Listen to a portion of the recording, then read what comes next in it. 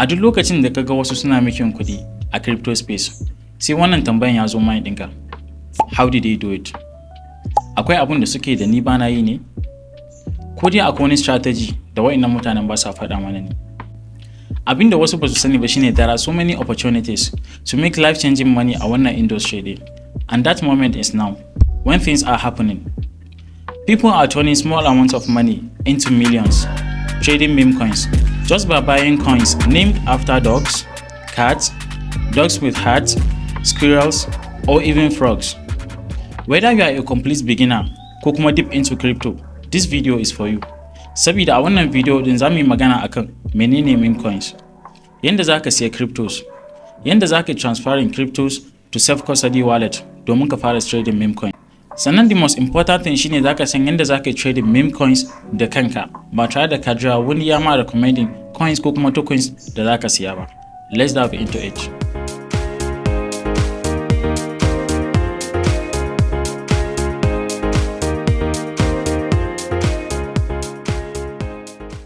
Meme coins. What are meme coins? Meme coins suma wani nau'i ne na cryptocurrencies, amma za ku ga meme coins they are based on jokes ko kuma memes. Shi yasa za ku ga most meme coins suna da hoto na animals. Misali, Dogecoin, Shiba Inu, Pepe, Dog with Heart, Peanut the Squirrel. Za ku ga baki ɗayansu suna da logo na dabbobi. Those are meme coins. Meme coins ba su da utility. They have zero utility. Abin da nake nufi a nan shine za ku ga most cryptocurrencies suna da purpose. For example, za ku ga an yi wannan crypto din ne based on application, wasu based on wani technology ko kuma based on games. Amma duk wani meme coins za ku ga it has zero utility, babu wani purpose na yin shi. And again, meme coin has cheap price per tokens. Abin da nake nufi za ku ga price in very low, 0.00 something. For example, wannan shine yake bringing about unit buyers. Za ka iya ganin meme coin with the price 0.005. Sai ka siya na worth of $100. With that $100 za ka samu multiple pieces saboda the price is very low. Sai ka koma kana tunani, what if this goes to $1 or half a dollar per one? I will be a millionaire. Which I'm not saying it's not possible. Saboda muna da Dogecoin. Dogecoin sai da yake around 0.7 all-time high.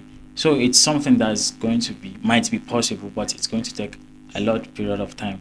We need high pressures, right? Second point, shine how to buy cryptocurrencies. In yanzu kana son kai any wani cryptocurrency ko you want to hold any cryptocurrency, you need to have a wallet. Wanda mun riga mun yi maganar shi a wani video da ne already, zan sa link a description. These wallets, they are divided into two. We have centralized wallet, sannan kuma we have decentralized wallet. How it works shine muna siyan meme coins ne a decentralized wallet. Me yasa ba a centralized wallet ba? Saboda kafin ai listing nasu a centralized wallet suna available ne kawai a decentralized wallet. So you need to have both centralized and decentralized wallet to be able to trade meme coins. So zan nuna muku yanda zaka yi creating centralized wallet da kuma decentralized wallet. Centralized wallet da zamu yi amfani da shi shine Bybit. This is how we set up Bybit. Idan dai har kana using Android ne ko kuma iPhone, zaka je App Store ko kuma Google Play Store zaka yi searching Bybit app. In kuma kana using desktop ne kamar yadda zan yi amfani da desktop a wannan video din, sai ka shiga Chrome kai searching Bybit.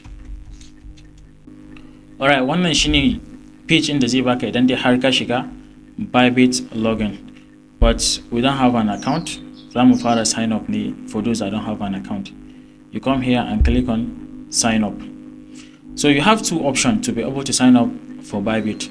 Either you use email and password, or you use phone number and password. So for this video, I'm going to use email. Let's use this email, ytv@gmail.com.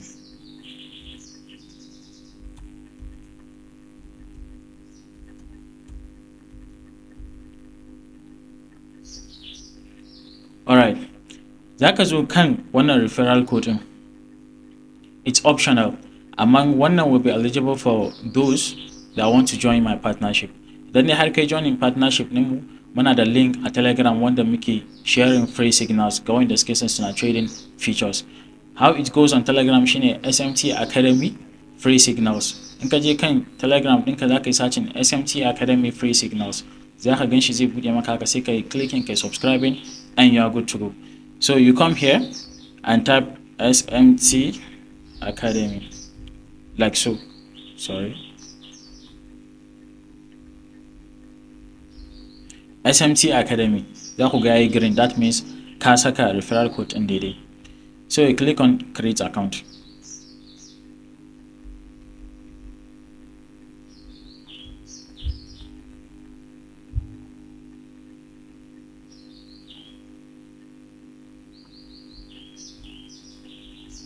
Za su tura maka OTP a email ɗinka, sai ka je ka nemi OTP ɗin sai ka saka.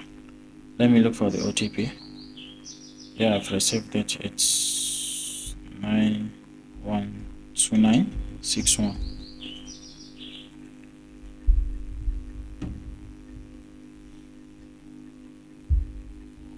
Alright, like so. If you are a new user, sannan ka yi amfani da referral code da na baka, akwai gifts da suke bayarwa kamar kun ga wannan sun ce enjoy your $50 welcome reward. So our video is not going to be about this. Now, with these few steps, we created a centralized wallet, that is Bybit. There are more options, there are more procedures you need to follow, like you verifying your account and other things. You can make use of your wallet, but it's going to be very, very limited. So for those that are in Nigeria, that you're using BVN Inca, Kokuma NI Inca wajen verification. So with this, we have a centralized wallet. Mun kawo ƙarshen video ɗinmu, saboda kamar yadda kuka yi requesting kun ce ba ku san ina yin video mai tsayi. So insha Allah za mu bar shi a nan. In our next video za mu yi treating yadda za mu transferring cryptos daga centralized wallet zuwa decentralized wallet. Sannan za mu yi looking at yadda za mu trading meme coins da kanmu ba tare da taimakon wani ba. So please don't forget to subscribe to the channel.